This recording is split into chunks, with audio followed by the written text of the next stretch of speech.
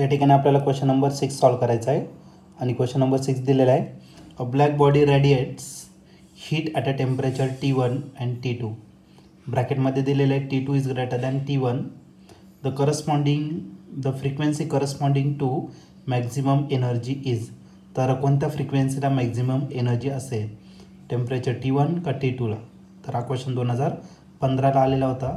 तर याच्या 4 ऑप्शनपैकी first option जो आहे तो आहे मोर ॲट T1.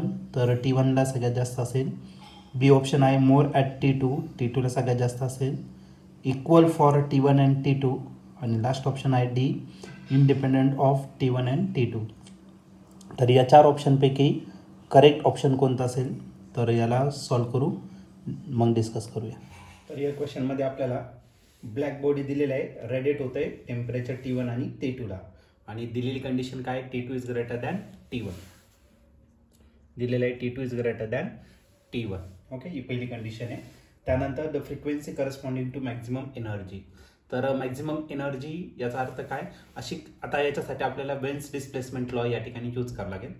आणि वेन्स डिस्प्लेसमेंट लॉ काय, लॅम्बडा मॅक्स जो असेल, what is lambda max, the corresponding wavelength for which radiant energy जी असणार ती कशी असणार, मॅक्झिमम असणार. At which energy is maximum that corresponding wavelength is called as lambda max.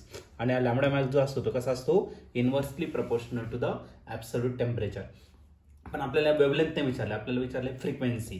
आता जर तुम्ही स्पीडचा जर फॉर्म्युला घेतला, लाईटच्या स्पीडचा फॉर्म्युला घेऊ आपण. ओके, ब्लॅक बॉडी रेडिएशन होतं म्हणजे रेडिएशन लाईटच्या स्पीड इतकंच होणार आहे. मग सी इज इक्वल टू जो असतो तो आपला काय असतो तर एन लॅम्बडा इतकं असतो. ओके, तर सी कॉन्स्टंट आहे, याचा अर्थ काय, lambda is equal to c divided by काय असेल तर एन असेल. मग आपण आता या वरच्या इक्वेशनमध्ये पुट करून टाकू इक्वेशन नंबर 1 मध्ये.